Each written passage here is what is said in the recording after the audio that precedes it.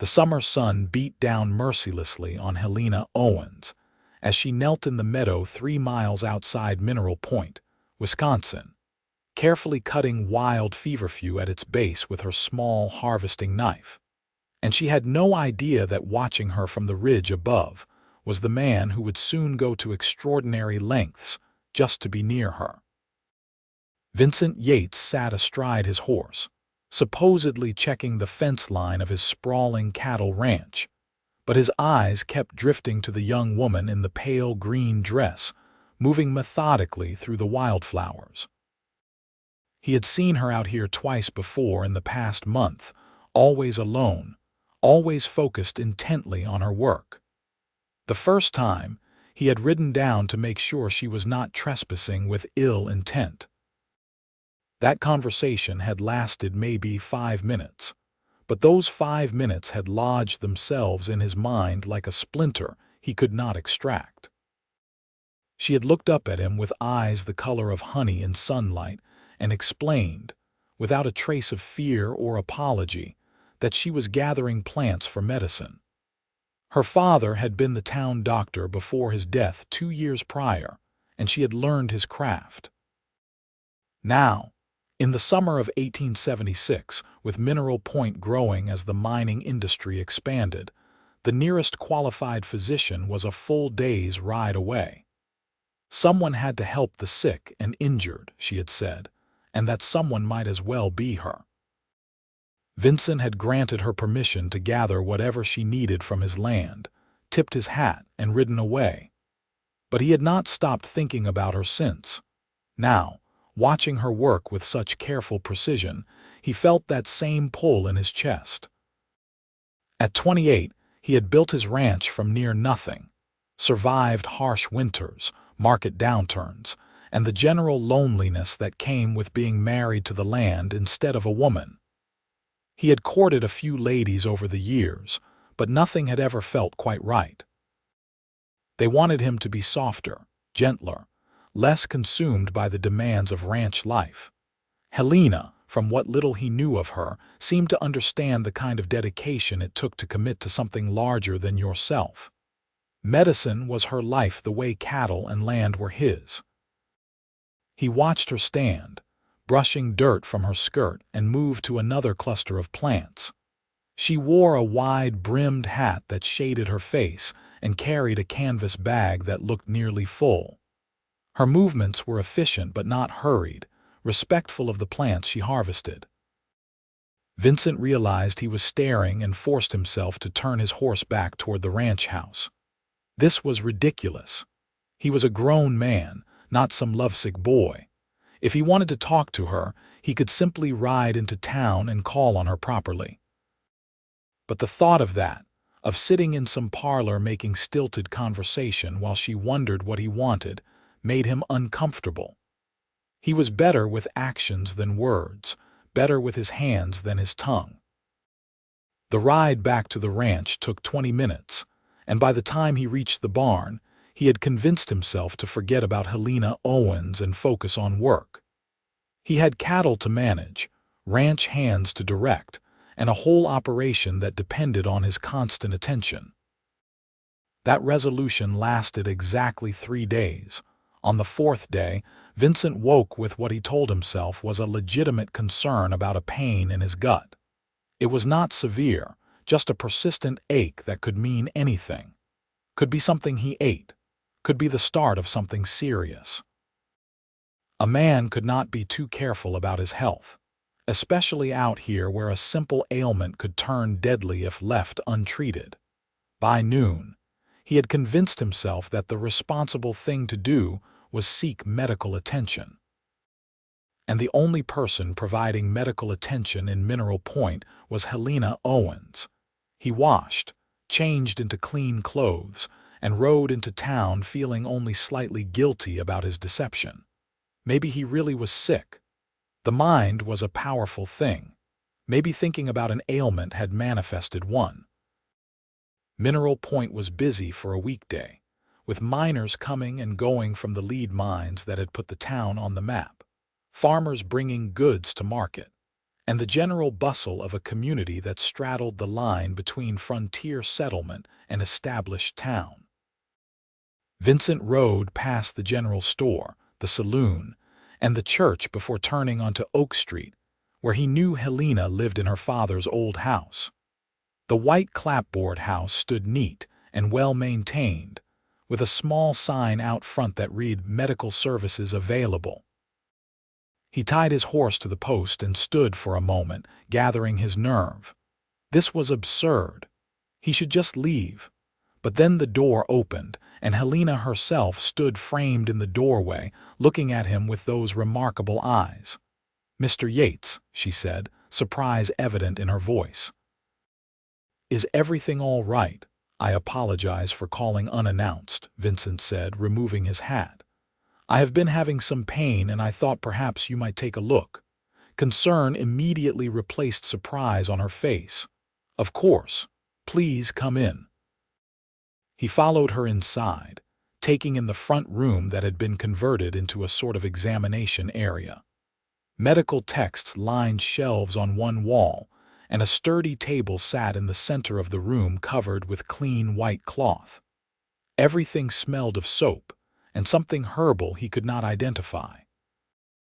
"Where is the pain located?" Helena asked, gesturing for him to sit in a chair near the window. "My stomach," Vincent said, which was not entirely a lie. His stomach did feel odd, though that might have been nerves. Just an ache that has not gone away. Helena washed her hands in a basin, then approached him with a professional demeanor that somehow made her even more attractive. "How long have you been experiencing this?" "Few days." "Any fever, nausea, changes in appetite or digestion?" "No fever.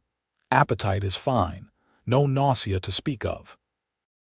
She stood in front of him, close enough that he could smell lavender. "I am going to need to examine your abdomen. If you could stand and unbutton your shirt about halfway." Vincent did as instructed, feeling foolish. What was he doing? This woman was trying to practice medicine, and he was wasting her time with a fake illness. But then her hands were on him, gentle but firm, pressing carefully around his stomach and sides, and he forgot about feeling foolish. Her touch was clinical, professional, but it still sent warmth through him. "Does this hurt?" she asked, pressing just below his ribs. "No. Here." "No." She continued her examination, her brow furrowed in concentration. Finally, she stepped back and looked at him thoughtfully. "I cannot find anything obviously wrong," she said. "No swelling, no tenderness that would indicate something serious. It could be digestive upset, stress, or simple muscle strain. Have you been working harder than usual?" "No more than normal." "I can prepare a tea that will help with digestive issues and general inflammation," she offered. "And I would recommend paying attention to what you eat over the next few days. See if any particular food makes it worse." "That would be appreciated," Vincent said, buttoning his shirt back up. Helena moved to her work table, where dozens of jars and containers held various dried plants and preparations.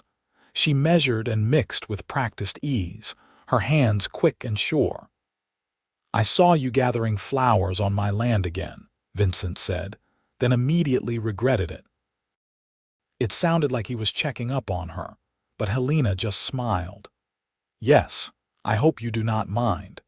The feverfew that grows in your eastern meadow is particularly potent. I use it for headaches and fevers."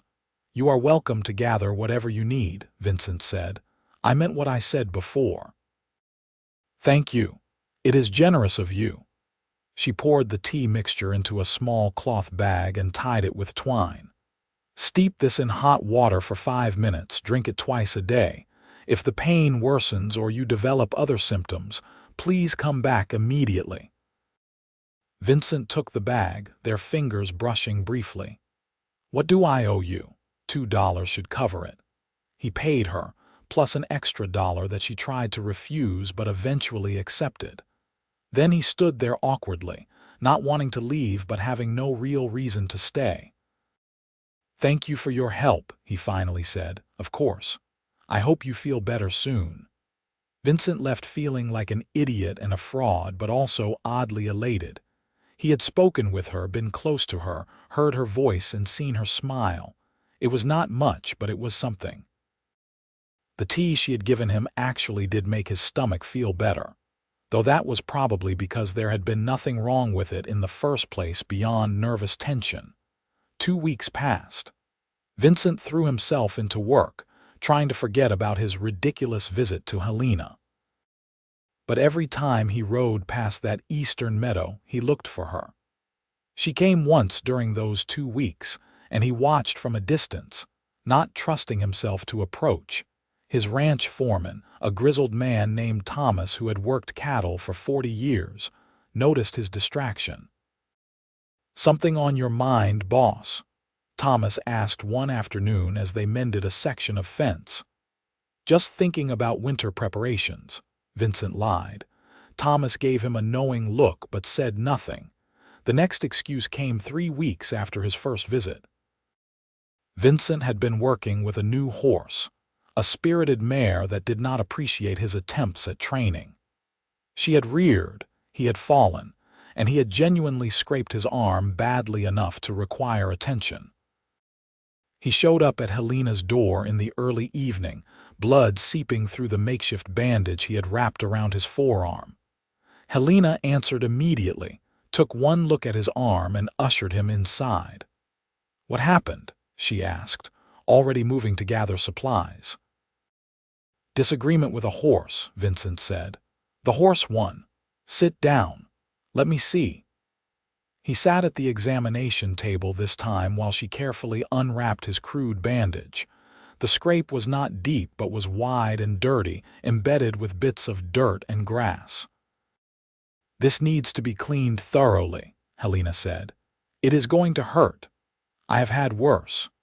She brought a basin of clean water and began the painstaking process of cleaning the wound. Her touch was as gentle as possible, but it still stung fiercely. Vincent watched her face as she worked, noting the concentration in her eyes, the slight bite of her lower lip when she had to scrub particularly hard. "You should be more careful," she said softly. "Infection from something like this can turn serious quickly." "I know. It was stupid. I pushed when I should have been patient. We all do that sometimes." She rinsed the wound one final time, then reached for a jar of salve. "This is going to help prevent infection. It is made from plantain, yarrow, and a few other things." The salve was cool against his skin, soothing the burn. She worked it in carefully, then wrapped his arm with clean bandages. "Change the bandage daily," she instructed. "Keep it clean and dry. Come back in 3 days so I can check on it." "I will. I mean it, Mr. Yates. Infection is not something to ignore. I promise I will come back." She looked at him then, really looked at him, and he saw something flicker in her eyes. Curiosity, maybe, or suspicion. Did she realize he had been looking for excuses to see her? "You have been having a run of bad luck with your health lately," she said carefully. "Seems that way. Strange, given that you have a reputation as one of the hardiest ranchers in the county." Vincent felt heat rise in his face. She knew, or at least suspected.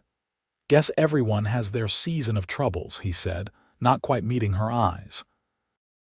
Helena was quiet for a moment, then said, "The bandaging is $2, but I will waive the fee for the follow-up visit." "That is not necessary. I insist." There was something in her voice, a warmth that had not been there during his first visit. Vincent paid and left, his heart hammering in his chest.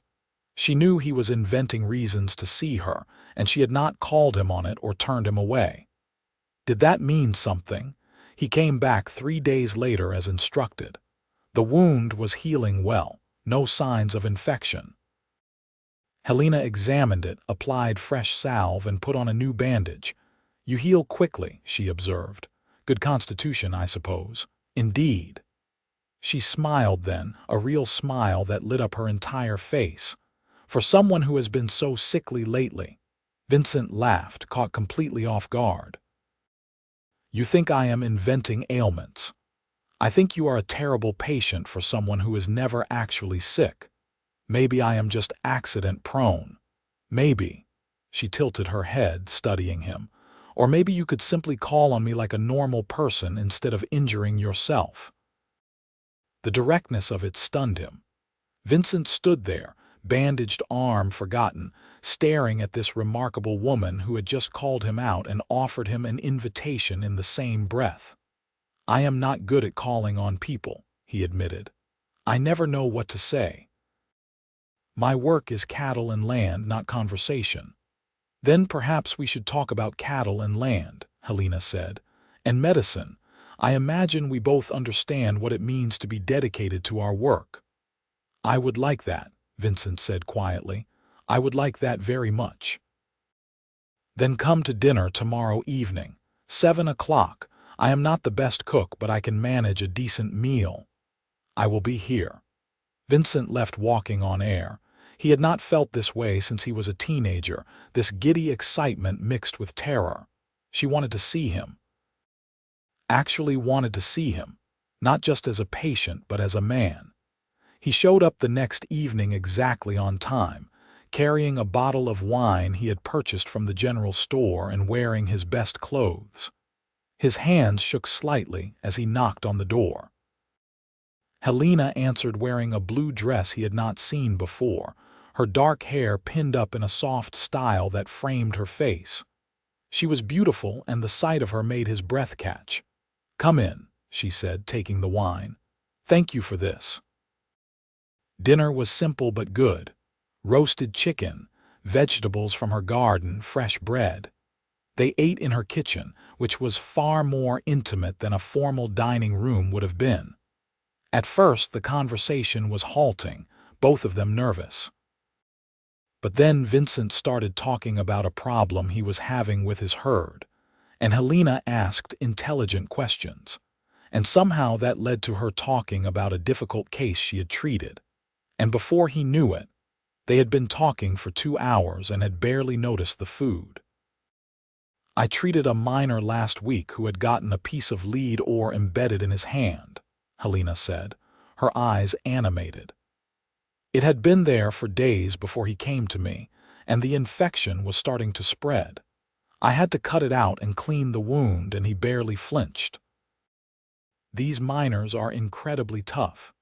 "Sounds like you are pretty tough yourself," Vincent said. "Not many people would take on that kind of responsibility, especially a woman on her own."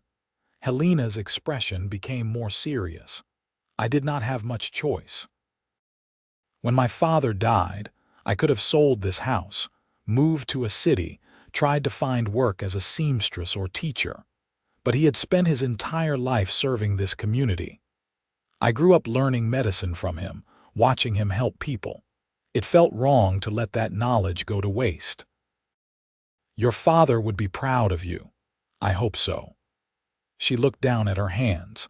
"It is not always easy. Some people do not trust a female healer. They would rather travel a full day to see a male doctor than let me treat them. But enough people are willing to give me a chance that I can make a living." "Their loss," Vincent said firmly. "You are good at what you do. I can see that. You have only been my patient twice, and one of those times you were not actually sick," Helena pointed out, but she was smiling. "I was sick," Vincent protested. "Just maybe not physically." "What does that mean?" He looked at her across the table, this woman who had somehow gotten under his skin and into his thoughts, and decided to be honest. "It means I have been thinking about you since the first time we spoke in that meadow. It means I am not good at courtship or pretty words, but I wanted to see you again, and I did not know how else to make it happen. So I made excuses, and I am not proud of that, but I am also not sorry because it got me here, sitting with you, having the best evening I have had in years." Helena was quiet for a long moment, her honey-colored eyes searching his face. Vincent held his breath, wondering if he had said too much, pushed too hard. Then she said, "I am glad you came to me, even under false pretenses. I have been thinking about you too." Relief and joy flooded through him. Really? Yes. You are different from most men I meet. More serious, maybe. More focused, but also kind. You let me gather plants on your land without asking for anything in return. You are respectful and honest even when admitting to dishonesty. She laughed a little. I appreciate that. Can I see you again? Properly this time, no fake ailments, I would like that. They saw each other 3 times in the following week. Vincent came to dinner again, and Helena visited the ranch, where he showed her around with poorly disguised pride. She was fascinated by everything, asking questions about the cattle, the operation, the land itself. She had grown up in town, and the scope of the ranch impressed her. "It is beautiful out here," she said as they sat on the porch of the ranch house watching the sunset paint the sky in shades of orange and purple. "So much space, so much sky. It can be lonely," Vincent admitted. "Especially in winter when the work slows down and there is too much time to think." "I understand lonely," Helena said. "Since my father died, the house feels too big and too quiet. I fill it with work, with patience, with study, but at night it is just me and my thoughts." Vincent reached over and took her hand. It was the first time he had touched her beyond the accidental brush of fingers, and the contact sent warmth up his arm. "Maybe we can be lonely together," he said. "Except not lonely, because we would have each other." Helena squeezed his hand. "I would like that." As summer turned toward fall, their relationship deepened. Vincent found reasons to come to town more often, and Helena made the ride out to the ranch whenever her patient load permitted. They were learning each other, mapping the contours of their personalities and histories. Helena told him about her childhood, about a mother who had died when she was young and a father who had raised her alone, teaching her to read from medical texts, and letting her assist in his work from the time she was tall enough to reach the examination table. She had learned to mix medicines before she learned to cook, could identify 50 different plants before she turned 10. Vincent shared his own story. Parents who had believed in hard work and little else. A father who had been a ranch hand and had scraped together enough to buy a small piece of land. A dream passed from father to son. He had taken that small piece and expanded it through years of relentless work, reinvesting every profit, taking calculated risks that had mostly paid off. "You built something from almost nothing," Helena said one evening as they walked along the creek that ran through Vincent's property. "That takes incredible dedication." "So did you," Vincent pointed out. "You could have walked away from medicine, done something easier, but you chose the harder path because it was the right one." "We are both stubborn, I suppose. Lucky for me," she laughed, leaning into his side. He put his arm around her, marveling at how natural it felt, how right. But as their feelings grew stronger, Vincent became aware of a problem. His deception, harmless as it had been, still bothered him. He had started their relationship with a lie, and that felt like a poor foundation for something he wanted to be permanent. One October evening, as they sat in Helena's parlor drinking tea, Vincent decided to address it directly. "I need to apologize to you," he said. Helena looked up from her medical journal, surprised. "For what?" "For faking being sick. For wasting your time and resources on a made-up ailment. It was disrespectful to you and your work." "Vincent, we have already discussed this. I forgave you the moment I understood why you did it." "I know, but it has been bothering me. You dedicate your life to helping people who are genuinely suffering, and I took advantage of that for selfish reasons."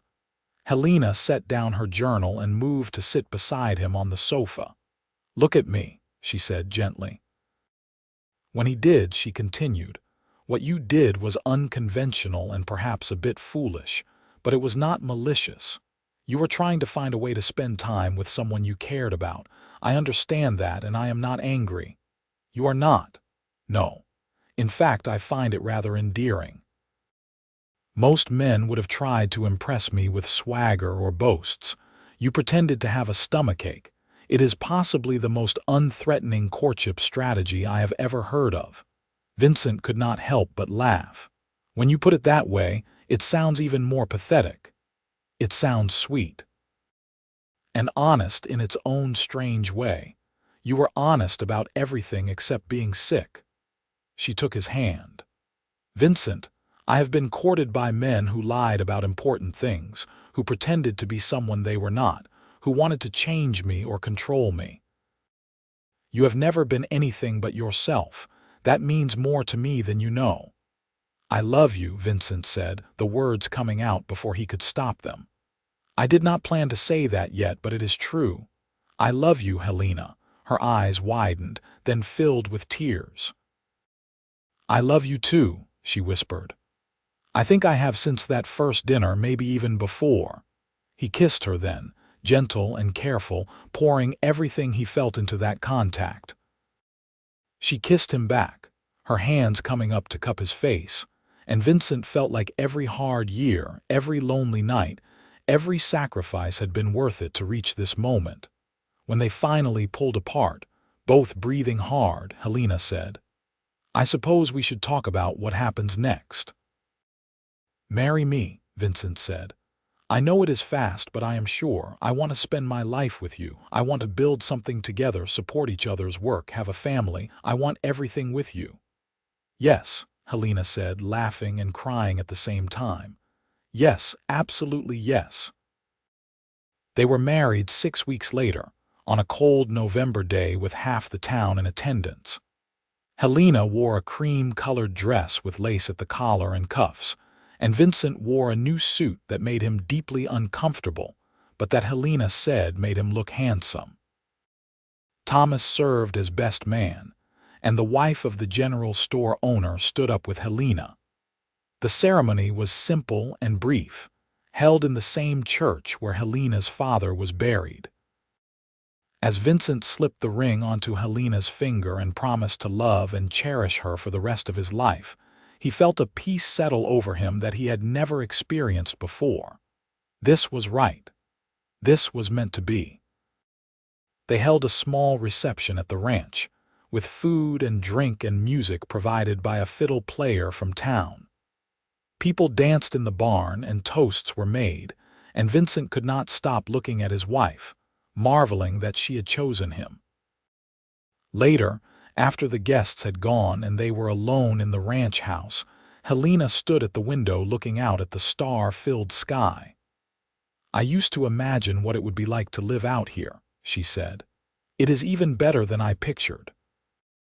Vincent came up behind her, wrapping his arms around her waist. Are you sure you will not miss being in town?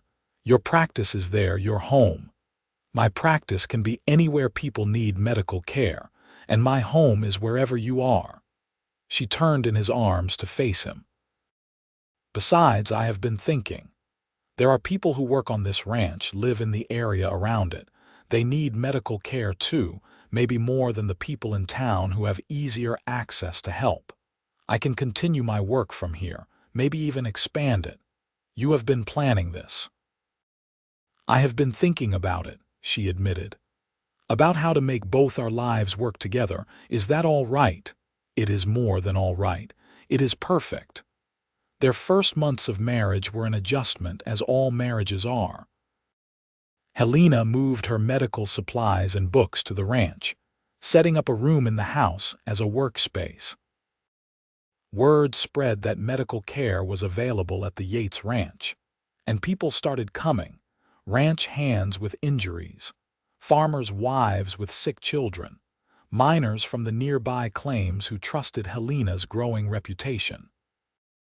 Vincent supported her work completely, even building her a separate structure near the house that would serve as a proper clinic. It was a wedding gift, he said, though he had planned and built it entirely after they married. The small building had an examination room, storage for supplies, and even a little area where someone could rest if they needed observation. This is too much, Helena protested when he showed it to her, but her eyes were shining with delight. "Nothing is too much for you," Vincent said simply. Helena threw herself into her work with renewed energy, now that she had the space and freedom to truly practice medicine as she saw fit. She still gathered plants, though now she took one of the ranch hands with her for safety when she went to more remote areas. Vincent often joined her when his work permitted, learning to identify useful plants, carrying her gathering basket, content just to be near her. Their life fell into a comfortable rhythm. Vincent managed the ranch with Thomas's capable help, and Helena cared for anyone who needed her skills. In the evenings, they would have dinner together and talk about their days, sharing the triumphs and challenges of their respective work. Sometimes Helena would read aloud from her medical journals, and sometimes Vincent would share his concerns about the herd or the market. Winter came hard that first year of their marriage, with snow piling high and temperatures dropping low enough to freeze water in the barn. It was the kind of winter that tested everything and everyone. Several of the cattle died despite Vincent's best efforts, and Helena worked tirelessly treating frostbite and winter illnesses among the community. One particularly brutal night in January, a ranch hand named Samuel came pounding on the door of the main house well past midnight. Helena answered in her nightgown and wrapper with Vincent close behind her. "It is my wife," Samuel gasped. "The baby is coming early and something is wrong. She is in terrible pain and bleeding. Please, you have to help her." Helena was already moving, grabbing her medical bag and throwing on clothes. "Vincent, get the sleigh ready. We need to get to their cabin fast." The ride through the snow-covered darkness was harrowing, with wind cutting through their layers and the cold so intense it hurt to breathe. But they made it to the small cabin Samuel shared with his young wife, Mabel. Inside, the scene was grim. Mabel was indeed bleeding, her face white with pain and fear, clearly in premature labor. Helena examined her quickly, her face grave. "The baby is breech," she told Vincent quietly. "And she is bleeding too much. I need to turn the baby if I can, but it is dangerous." "What do you need me to do?" "Boil water. Lots of it. Get every clean cloth you can find. Then I need you to help hold her steady." What followed was the longest night of Vincent's life. He had seen animals born in difficult circumstances, had helped with breech births in cattle and horses. But this was different. This was a human life, 2 human lives, depending on his wife's skill and knowledge. Helena worked with calm precision, her hands steady even as sweat beaded on her forehead. She talked to Mabel constantly, explaining what she was doing, offering reassurance, guiding her through the pain. Slowly, painstakingly, she managed to turn the baby into a better position. "All right, Mabel," Helena said. "When the next contraction comes, you need to push. Can you do that for me?" Mabel, exhausted and terrified, nodded. The birth took another hour, but finally a baby boy emerged, small and early but crying lustily. Helena tied off and cut the cord, then cleaned the baby and wrapped him in blankets before handing him to his mother. "He is small," Helena said, "but his lungs are strong. That is a good sign. You will need to keep him very warm and feed him frequently. I will come check on him every day." But her work was not done. Mabel was still bleeding too heavily. Helena worked quickly, using techniques her father had taught her, applying pressure, administering medicines made from yarrow and shepherd's purse to help the blood clot. Finally, after what felt like an eternity, the bleeding slowed and stopped. Mabel was weak but stable. The baby was small but alive. As dawn broke, Helena and Vincent trudged back through the snow to the main house, both exhausted. Vincent put his arm around his wife, supporting her weight as they walked. "You saved them," he said quietly. "Both of them." "We saved them," Helena corrected. "I could not have done it without your help. You are extraordinary, do you know that?" Helena leaned her head against his shoulder. I am tired. That is what I am." They slept most of the day, curled together in their bed, grateful for warmth and safety and each other. Over the following weeks, Helena checked on Mabel and the baby daily, monitoring their progress. The boy, named Thomas after Vincent's foreman, thrived despite his early arrival. As winter slowly gave way to spring, Helena made a discovery of her own. She was pregnant.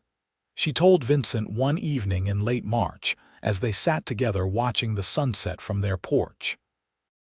The snow was melting, revealing the brown earth beneath, and everything smelled of thaw and new beginnings. "I have news," she said, taking his hand. "Good news or bad news? Good news. At least I think it is good news. I hope you think it is good news." Vincent turned to look at her, seeing the mix of excitement and nervousness on her face. "Tell me." "I am going to have a baby. We are going to have a baby." For a moment, Vincent could not speak. Then he pulled her into his arms, holding her tight, feeling joy expand in his chest until he thought he might burst with it. "That is the best news," he said against her hair. "The absolute best news. You are happy. I am more than happy.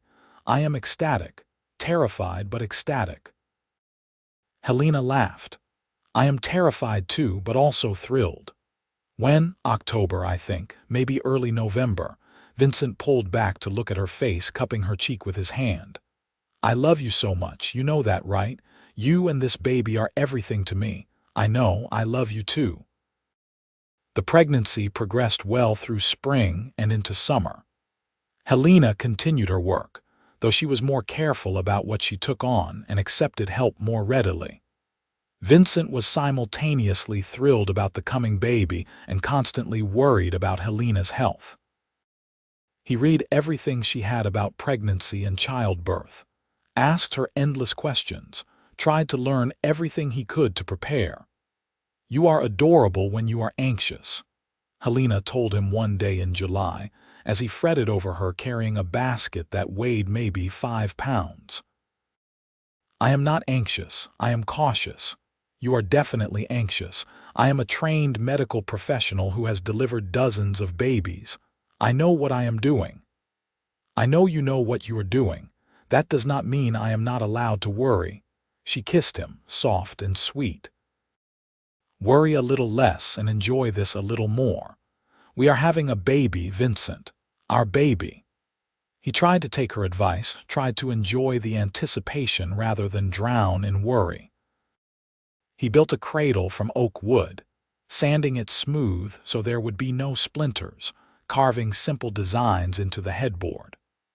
Helena sewed baby clothes and blankets, preparing the small room next to theirs as a nursery. In early October, as the leaves turned brilliant shades of red and gold, Helena went into labor. Vincent sent for the doctor from the next town just in case, but Helena was calm and confident. "I have done this for other women countless times," she reminded him. "I know what to expect." But knowing and experiencing proved to be very different things. As the labor intensified, Helena lost some of her clinical detachment. It hurt more than she had anticipated, was harder than she had expected. But she also understood her own body, knew what was happening, could guide Vincent and the doctor who arrived just as things were getting intense. Their son was born just after midnight on October 7th, healthy and loud. Vincent cried when he held him for the first time, overwhelmed by the tiny perfect person in his arms. "He is beautiful," Vincent said, his voice thick with emotion. "He is absolutely beautiful." "He has your nose," Helena said tiredly from the bed, smiling. They named him James, after Helena's father. He was a good baby, healthy and strong, with his mother's honey-colored eyes and his father's dark hair. Vincent discovered that fatherhood suited him, that he loved the weight of his son in his arms, the trust in those tiny eyes. Helena recovered well from the birth and was soon back to her work, though at a reduced pace.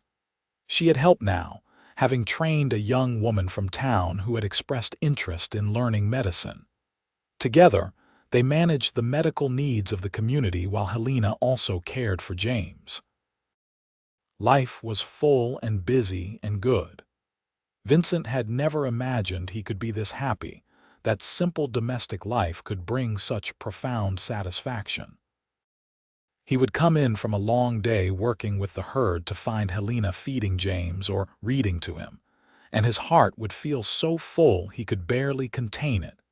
James grew quickly, a robust child who was walking by 10 months and talking by a year.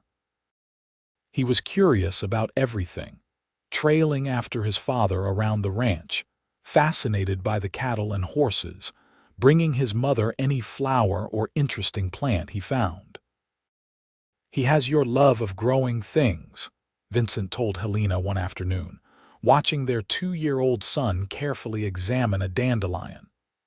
"And your stubbornness," Helena replied, laughing as James tried unsuccessfully to blow the seeds off the dandelion. He kept at it until he succeeded, his face lighting up with triumph. When James was 3, Helena discovered she was pregnant again. This time, Vincent was less anxious and more simply joyful. They knew what to expect now, felt prepared. Their daughter was born in the spring of 1881, a tiny thing with dark hair and her father's serious expression. They named her Sarah, and she was entirely different from her brother. Where James was bold and active, Sarah was thoughtful and quiet, content to sit and observe the world around her. "She is studying everything," Helena said, watching 6-month-old Sarah track the movement of a bird outside the window with intense focus. "Look at that concentration." "She gets that from you," Vincent said. "That same intense focus you have when you are working." As the years passed, their family grew and changed.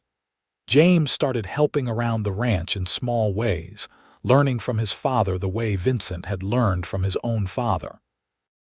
Sarah showed early interest in her mother's medical work, asking questions about the plants Helena gathered, the medicines she prepared. The ranch prospered under Vincent's careful management.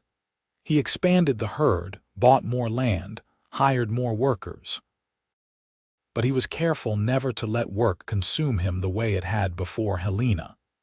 His family came first, always. Helena's medical practice also grew. Her reputation spread beyond the immediate area, and people traveled from neighboring towns to seek her care.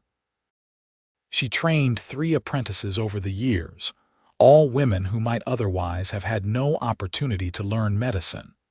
She was particularly proud of that, of opening doors that had been closed.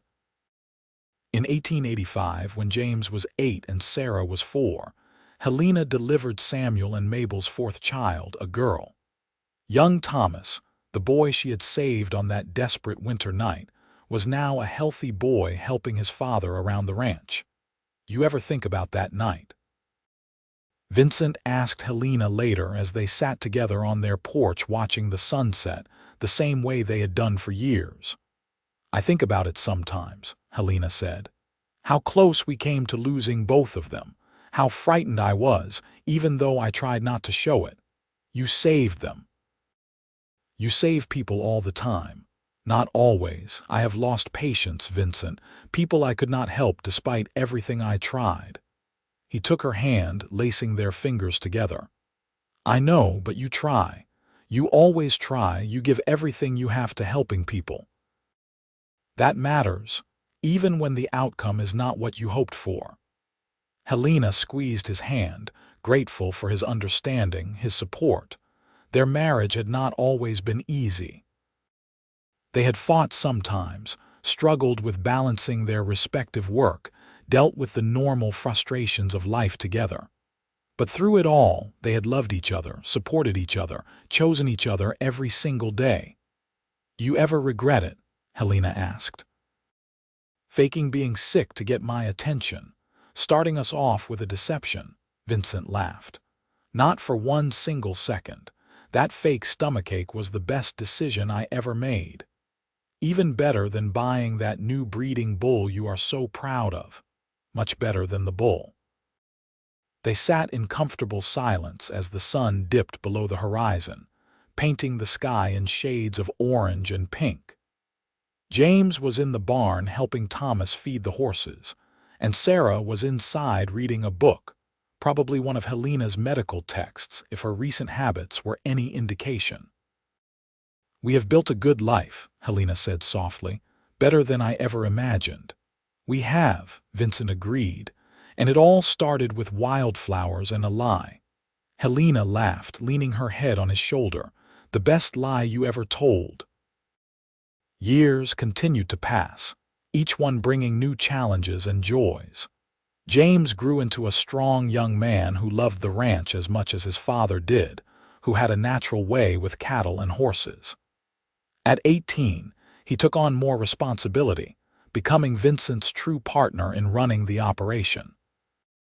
Sarah, at 14, was already helping her mother with medical cases, her careful nature and gentle touch making her a natural healer. She had her mother's gift for putting patients at ease, for knowing instinctively what they needed. "She is going to be even better than I am," Helena told Vincent one evening, watching Sarah skillfully bandage a ranch hand's injured hand. "She learned from the best," Vincent said. Helena had grown into her role as both healer and mother, wife and teacher. At 41, she was more confident than ever, her reputation solid, her skills honed by years of practice. She still gathered wildflowers and plants for medicine, though now she often took Sarah with her, teaching her daughter the same way her father had taught her. Vincent, at 50, had weathered into a solid, respected rancher. His hair was more gray than dark now, lines creased his face, but he was still strong, still devoted to his land and his family. He and Thomas still worked side by side, though Thomas's son had taken over many of the harder physical tasks. One summer day in 1891, Vincent was checking fence line in the eastern meadow, the same place where he had first watched Helena gathering flowers 15 years before. He paused, seeing a familiar figure kneeling among the wildflowers. But this time, it was Sarah, not Helena, carefully harvesting feverfew the way her mother had taught her. Helena stood nearby, watching and advising, her hand shading her eyes from the sun. Vincent rode over to them, dismounting to join his wife while Sarah continued her work. "Taking on an apprentice?" he asked. "The best apprentice I have ever had," Helena said, smiling at their daughter. "She has real talent, Vincent. She is going to do important work, like her mother." Helena turned to look at him, and Vincent saw in her eyes the same love that had been there on their wedding day, deepened and enriched by years of shared life. "You ever regret any of it?" she asked. "The hard winters, the losses we have had, the struggles." Vincent thought about it seriously. They had lost cattle to disease and weather. They had lost patients Helena could not save. They had faced financial pressures and personal sorrows. His parents had both died, never knowing his children. Helena had miscarried a third child between Sarah and what would have been another son. Life had not been easy, but they had faced it all together. "No," he said firmly, "I regret nothing. Every hard thing we went through together, and look what we built." He gestured at Sarah, at the land around them, at the life they had created. "This is everything I ever wanted and more than I knew to dream of." "Me too," Helena said softly. She took his hand, and they stood together watching their daughter work, continuing a tradition that stretched back generations. That evening, as the family gathered for dinner, Vincent looked around the table at the people he loved most. James was talking about a new training technique he wanted to try with the horses. Sarah was asking her mother about a medical text she had been reading. Helena was listening to both of them, offering advice and encouragement, her face animated and engaged. This was his life. Not perfect, but real and good and full of love. After dinner, after the children had gone to bed, though James and Sarah hardly counted as children anymore, Vincent and Helena walked outside together. It was their ritual, this evening walk, a few quiet moments to reconnect after the busyness of the day. "I have been thinking," Helena said as they strolled toward the barn. "Sarah is going to need more training than I can give her, real medical education if she is serious about this." "You want to send her away?" Vincent tried to keep the dismay out of his voice. "Not far. There is a female physician in Madison who has been writing to me. She runs a sort of informal medical school for women. Sarah could learn from her, get proper training, and come back to practice here. If that is what Sarah wants, I think it is. She has been asking me questions I cannot always answer. She needs more than I can teach her." Vincent nodded slowly. "Then we will make it happen, whatever she needs." "Thank you," Helena said, "for always supporting our children's dreams, for supporting mine. Your dreams became my dreams the moment I fell in love with you." Helena stopped walking and turned to face him, reaching up to touch his face. "I love you, Vincent Yates. I have loved you since the day you showed up at my door with a fake stomachache and terrible acting skills." Vincent laughed. "My acting was not that bad. It was terrible, but it was also sweet and earnest and very you." She kissed him, soft and lingering. "You are the best thing that ever happened to me." "The feeling is entirely mutual," Vincent said against her lips. They stood there in the gathering darkness, holding each other, grateful for everything they had built together. Sarah did go to Madison the following year, spending 2 years studying under Dr. Elizabeth Morrison. She came home with expanded knowledge and new techniques, ready to work alongside her mother. Together, they opened a larger clinic in town, serving a growing community while still maintaining their practice at the ranch. James married a young woman named Catherine from a neighboring ranch, and they had 3 children in quick succession, giving Vincent and Helena grandchildren to dote on.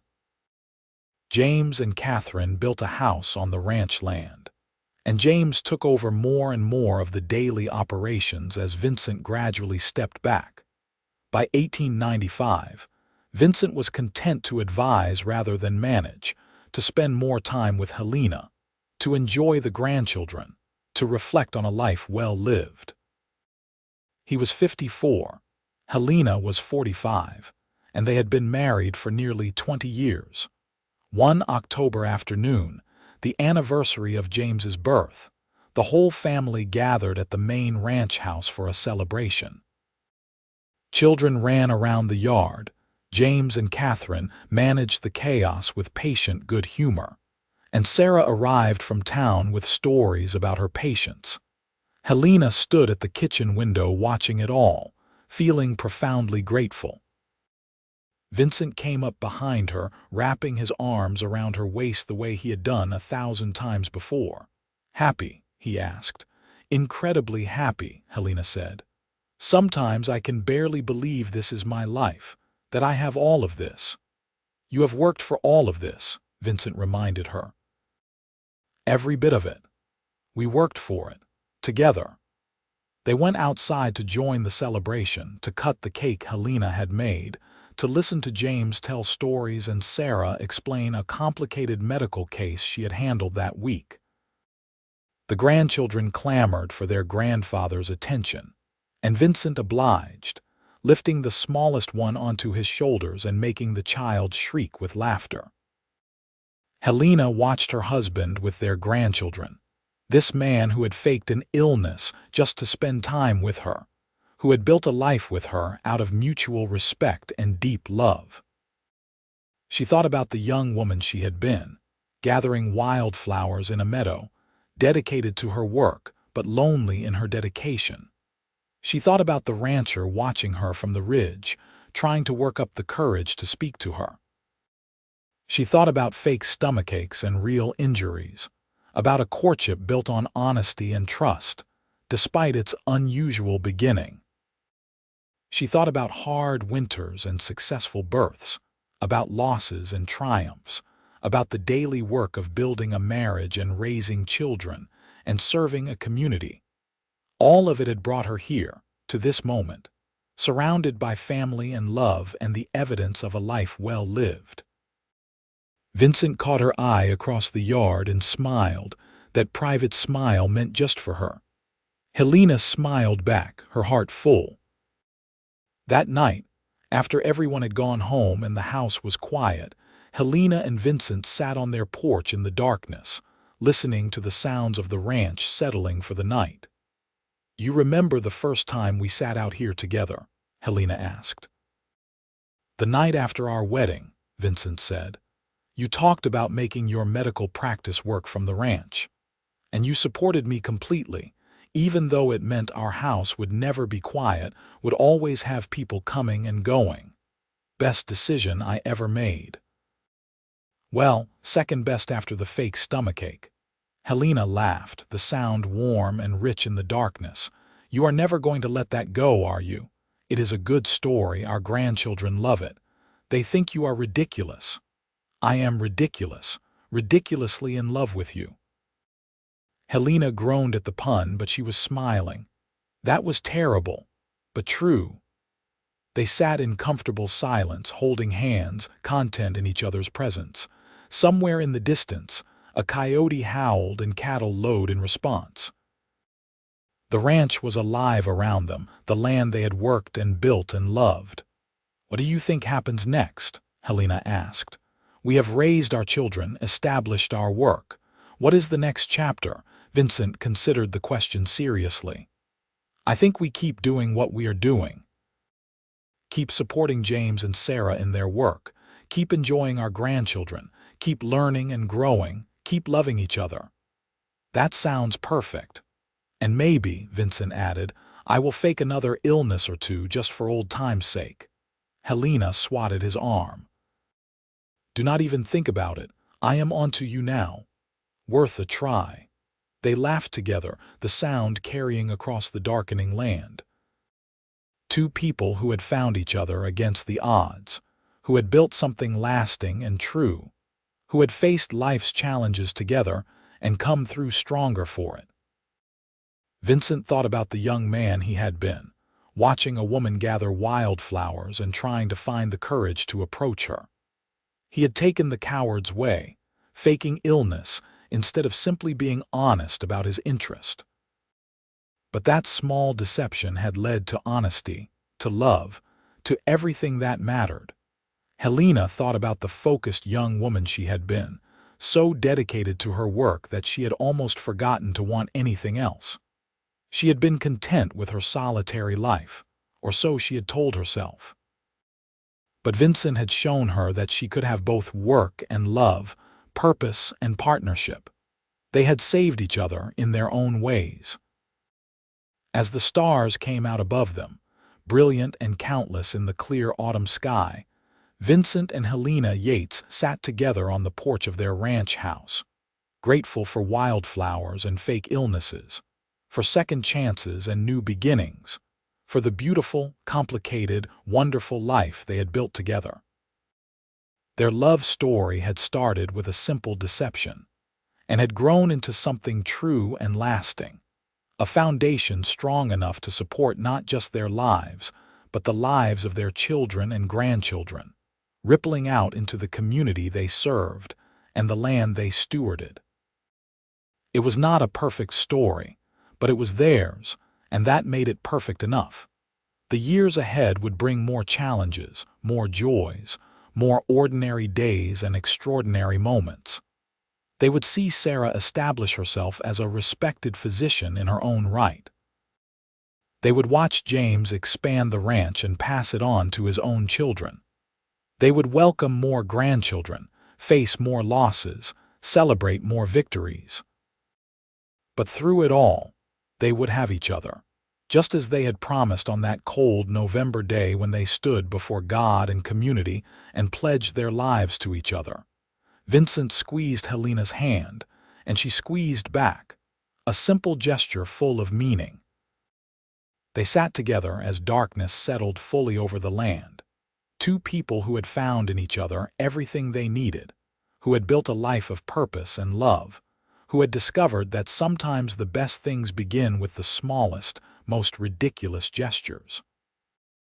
A fake illness had led to real love, and that love had created a legacy that would endure long after they were gone, carried forward by their children and their children's children, rooted in the Wisconsin soil they both loved, growing wild and strong like the flowers Helena still gathered for medicine. It was enough. It was more than enough. It was everything,